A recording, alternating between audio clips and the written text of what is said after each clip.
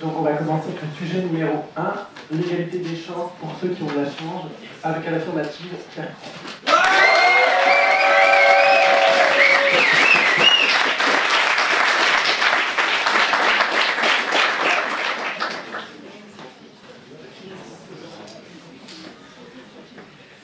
Très cher public, très chers membres du jury, Madame la Présidente, bon retour parmi nous, très cher Manon, Salah, Malekoum. Jamais dans l'histoire de la nation, l'État n'a été plus asservi par des coalitions d'intérêts économiques que depuis 20 ans. Ça va bien se passer. Jamais dans l'histoire de la nation, l'État n'a été autant asservi par des coalitions économiques, n'a jamais été autant asservi que depuis 20 ans, par des équipes politiques et par des coalitions économiques prétendant fallacieusement représenter la classe ouvrière. Le régime ne doit donc plus reposer sur l'égalité naturelle entre les hommes, mais sur l'égalité des chances. Inspirant, n'est-ce pas? Un incontestable message d'espoir, que dis-je, un projet admirable pour la nation. Mais qui se cache donc derrière cette ode à l'égalité des chances? Réponse A, Karl Marx. Réponse B, Gabriel Eckert. Réponse C, Rabbi Jacob. Réponse D, je retire le pied de l'accélérateur, je ralentis et je passe. Eh bien non, c'était la réponse PP, Philippe Pétain. Bon, il s'agirait de dire que c'était quand même pas son fer de lance principal, l'égalité des chances. Et on va plutôt s'attarder sur un des premiers grands hommes de la Ve République à avoir évoqué publiquement l'égalité des chances. Lauréat du concours général, je suis diplômé de Sciences Po Paris, puis de l'ENA. Encarté au PS, j'occupe un ministre sous un gouvernement socialiste pour ensuite monter mon propre mouvement et me présenter aux élections présidentielles. Me présentant comme ni de droite ni de gauche, je suis Jean-Pierre Chevènement, bien sûr. Bon.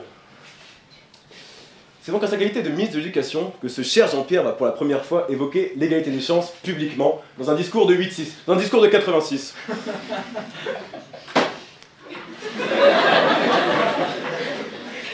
Un geste plus que louable, surtout venant de la part d'un futur ministre de l'Intérieur qui va, je cite, qualifier les jeunes de banlieue de sauvageons qui brûlent la voiture de leurs voisins. Bon, je comprends ce raisonnement pour les marcheurs blancs, Jean-Pierre, tu n'es pas à blâmer. Après, il s'agirait d'arrêter de prendre le ministère de l'Intérieur pour le ministre des dérapages très peu contrôlés du parking du Super U de Brive-la-Gaillarde. Mais je dis vague. Vague. Malgré ses origines politiques quelque peu douteuses, l'égalité des chances semble être une valeur qui semblerait compléter parfaitement l'égalité et ses insuffisances. En effet, conformément à cette valeur, les perspectives de succès d'un individu ne devraient pas reposer sur sa position sociale d'origine, mais plutôt sur ses capacités personnelles. L'auteur que je vous cite ici est le grand John Rawls, dans La justice comme équité. À ne pas confondre avec la justice comme équidé, ouvrage où un poney décide de passer le barreau après avoir entrevu une émission d'enquête exclusive. Merci Élise Lucet. Mais je digresse.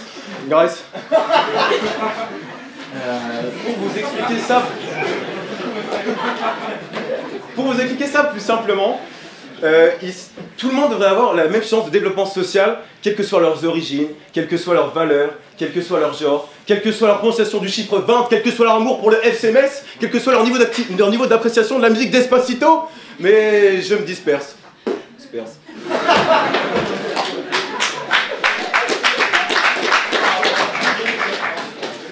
Mais égalité de chance, y a-t-il? Mais j'en prends pour plus belle preuve la composition de cet amphithéâtre devant mes yeux. Mais quelle mixité sociale, mais quelle mosaïque d'origine sociale. Mais j'en serais presque ébloui. Mais le fils du directeur du Val d'Isère, ami avec un fils de psychologue. Un fils de sociologue, ami avec une fils d'anthropologue. Mais admirez la diversité sociale qui fait la fierté de notre nation. Ou admirez plutôt les 2 syllabes ologue qui, à rajouter à la fin de votre métier, semblerait doubler votre salaire. Et ensuite, allez demander aux élèves de REP s'ils ont ne serait-ce qu'entendu parler un jour de notre institut.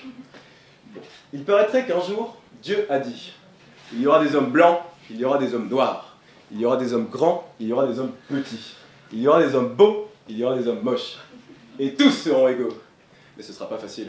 Mais il y en a qui seront petits, noirs et moches, et pour eux, ça sera très très dur. L'égalité de chance, c'est très très bien. Après, des fois, ça marche pas très très bien, parce que les riches ils restent riches et les pauvres ils restent pauvres, parce que les riches ils veulent pas que les pauvres ils deviennent riches et les pauvres ils restent pauvres, ils vont dans la rue, ils ont faim. Bon, prenons l'exemple de l'école comme plus belle démonstration des échecs de l'égalité des chances. Selon Bourdieu et Passeron dans les années 60, l'école serait plus une instance de reproduction sociale plutôt qu'une instance de mobilité, se basant sur le capital culturel hérité par la famille avant tout. Je pourrais également vous parler du milieu de l'emploi, mais je ne le ferai pas, principalement parce que je n'ai pas le temps, et aussi parce que je n'en aurai sûrement pas. Politique et société, vous savez de quoi je parle. Bon, mais que s'est-il passé depuis l'apparition des héritiers de Passeron et de Bourdieu? Qu'est-ce qu'on a fait au Bourdieu? Vous avez compris?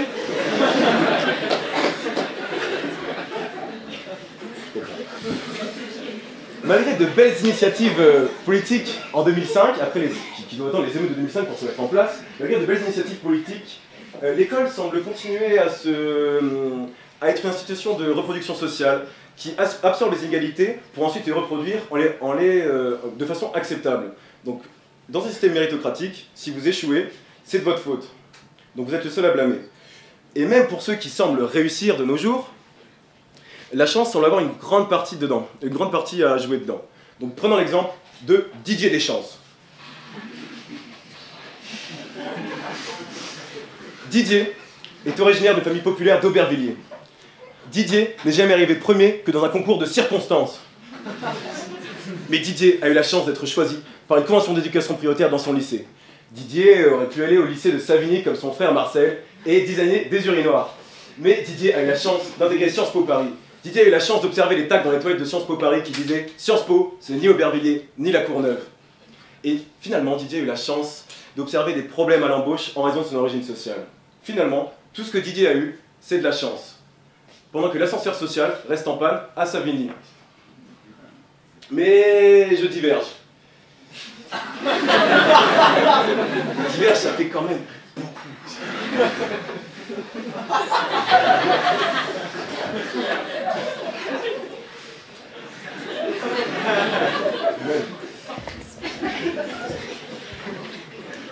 Je ne vais pourtant pas enterrer l'égalité des chances. C'est peut-être le pire des systèmes, mais c'est le seul qu'il nous reste. Il conviendrait plutôt de partir sur une égalité des opportunités qui ne serait plus basée sur la chance, mais sur des moyens mis en avant pour ceux qui en ont le plus besoin. Je vous remercierai donc de m'avoir écouté et espère que mon adversaire et moi allons jeter sur un pied d'égalité. Car, mais sa chance vous avez laissé filer, lui imposant la négative qui sera forcément de moins bonne qualité. Car égalité des chances, il n'y a pas, plutôt fatalité des impuissances, je pose ça là. Oh!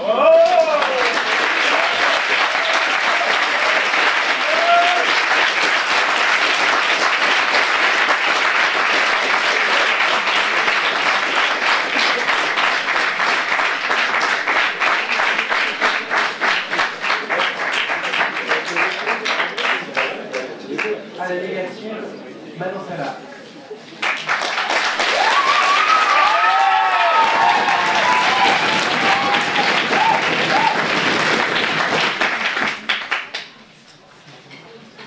Madame Tafiron, cher jury, cher public, chers contradicteurs, bonsoir. Tout d'abord, je suis honorée de jouer ce soir à propos d'un sujet qui me tient particulièrement à cœur. L'égalité des chances. L'égalité des chances aurait pour mission de réduire les écarts liés à la naissance. Des écarts de destinée qui, par la suite, provoqueraient des différences professionnelles, des différences de réussite sociale, professionnelle. Malheureusement, si ce sujet est porté à notre réflexion aujourd'hui, c'est que ces inégalités sont nombreuses, palpables, inquiétantes. Des politiques censés nous représenter et issus à 70% de Sciences Po et de l'ENA. Des fortunés, de père en fils, dont les comptes nous font voyager de Suisse au Luxembourg jusque dans les îles Pacifiques. Les exemples s'accumulent, l'espoir recule.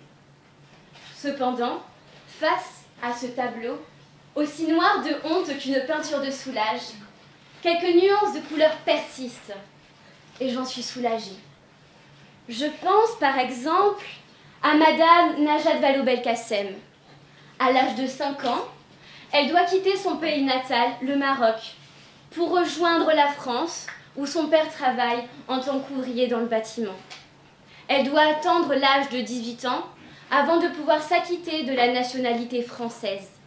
On voit clairement que son bagage social ne la destinait pas à devenir ministre de l'Éducation et porte-parole du gouvernement.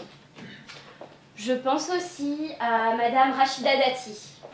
Madame Rachida Dati, qui elle aussi, issue d'une famille d'origine maghrébine, doit, en même temps qu'elle poursuit ses études supérieures, doit aider ses parents à subvenir à ses besoins, tout en les aidant à éduquer ses 10 frères et sœurs. On voit clairement que ses origines sociales ne la prédestinaient pas non plus à occuper les postes qu'elle a occupés durant sa carrière. Alors oui, vous me direz que ce ne sont que des exceptions, des chemins de traverse dans ce labyrinthe sinueux de l'ascension sociale. Alors oui, en tant que bonne élève en sciences politiques, vous me direz que, toutes choses égales par ailleurs, 47% des enfants de cadres sont cadres à leur tour, contre 10% pour les ouvriers. Eh bien moi, je vous répondrai que ces chiffres peuvent évoluer et que face à ces inégalités qui s'accroissent, je crois en des mesures qui accroissent mon optimisme provocateur et vont directement à l'encontre de mon contradicteur. En effet, les réformes pour l'égalité des chances en France sont tout à fait récentes. Il faut attendre 1982 pour que la première loi de discrimination positive soit votée, imposant des quotas de femmes dans les milieux politiques. Laissons donc les réformes instaurées produire leurs effets. Nous le voyons, l'égalité des chances est naissance d'actes, plus qu'une éclosion naturelle, spontanée. Je pense notamment à vous, journalistes de Speaker Media, qui offrez votre voix aux jeunes des quartiers de Strasbourg. Je pense aussi à cet ami que l'on a tous issu de Meurthe-et-Moselle et qui, grâce au programme PE de Sciences Po Strasbourg, a quitté sa campagne et ses soirées country pour rejoindre la capitale strasbourgeoise. Nous le voyons, le fond du problème, c'est celui de notre immobilisme et de notre fatalisme que nous rencontrons. L'égalité des chances, ce n'est pas fermer les yeux face aux inégalités. C'est en prendre conscience, en avoir honte et vouloir impulser un changement. Car, comme le disait Goethe, au commencement était l'action. L'égalité des chances, c'est le droit d'être libre, en se donnant les moyens de le devenir. C'est l'action contre l'autocensure. C'est la confiance en soi contre la peur. Ne laissons pas les cris des autres couvrir notre propre voix. J'aimerais conclure sur une citation d'Antoine de Saint-Exupéry, qui, sans nul doute, saura résumer cette joute. Tu la connais, ta vocation, en ce qu'elle pèse en toi. Et si tu la trahis, c'est toi que tu défigures. Alors, écoutons notre propre voix. Ne laissons pas la voix des statistiques devenir bientôt celle de la raison. Ne soyons pas le chêne qui se casse face à ces inégalités, mais plutôt le roseau qui se plie, mais ne rompt pas. Merci.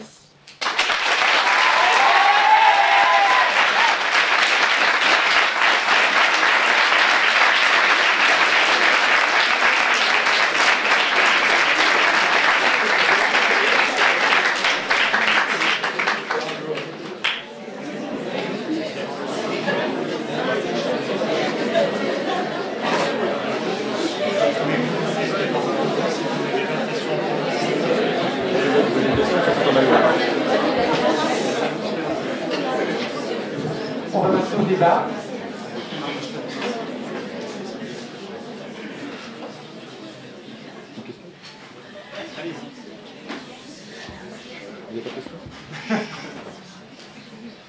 Donc j'ai bien écouté tout ce que tu nous as dit, c'était très bien.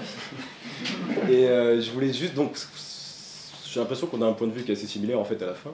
Tu dis qu'il faudrait améliorer le système qui est en place, mais qu'est-ce que justement tu proposes pour que l'égalité des chances devienne, plus seulement pour ceux qui ont de la chance, mais l'égalité des chances qui soit vraiment concrète, qui soit vraiment appliquée?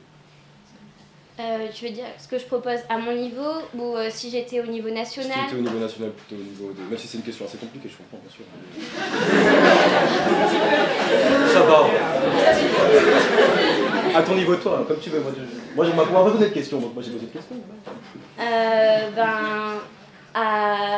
Au niveau national, je pense que d'abord il faut faire avec ce qu'il y a déjà en place pour pas faire des pas en arrière, mais au contraire fructifier ce qui est déjà mis en place et essayer de l'améliorer puisqu'on voit que ça fonctionne pas forcément. Et à mon échelle, je pense que c'est plutôt une façon de voir les choses et une façon de donner l'opportunité. Si j'étais un employeur par exemple, d'embaucher aussi bien quelqu'un d'origine étrangère qu'un Français, de parents français également. Ça dépendrait quelle position j'aurais dans la société, quel est mon statut. J'ai pas grand chose à dire dessus. Et du coup, moi j'ai une question pour tous les deux. Est-ce qu'on parle plutôt du coup d'une égalité des chances ou d'une inégalité des possibles? Je pense que...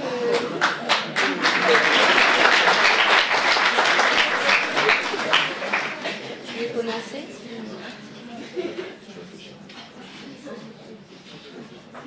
Je pense que c'est un peu jouer sur les mots. C'est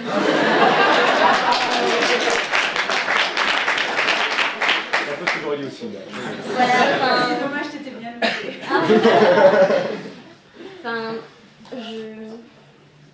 Une chance, c'est la possibilité de quelque chose. Est-ce qu'une chance, c'est pas moins certain qu'impossible? Est-ce que c'est pas plus concret? Moi, j'utiliserais plutôt le mot opportunité comme je l'ai utilisé. Parce que je suis très fort déjà. Et non, parce que dans tous les cas, genre, le problème avec l'égalité des chances actuellement, c'est ce que vous avez mis dans le sujet, c'est que c'est seulement pour des individus qui ont de la chance, des individus qui sont dans des quartiers où justement les discriminations positives ont été mises en place et leur profitent. Mais... Comment? Ah, je sais pas qu'il y avait beaucoup. Mais je dis que justement, par exemple, tout ce qui est convention d'éducation prioritaire, tous les efforts qui sont mis en place, moi, c'est au niveau de l'éducation je me concentrais surtout. Mais tout ce qui a été mis en place, justement, est assez limité pour l'instant. Et c'est pour ça que j'utilisais le terme chance pour décrire ça. Et je pense que c'est les opportunités qui devraient être développées. Les possibilités aussi, justement, ce que je mettrais comme synonyme de ça. C'est vrai que... Merci.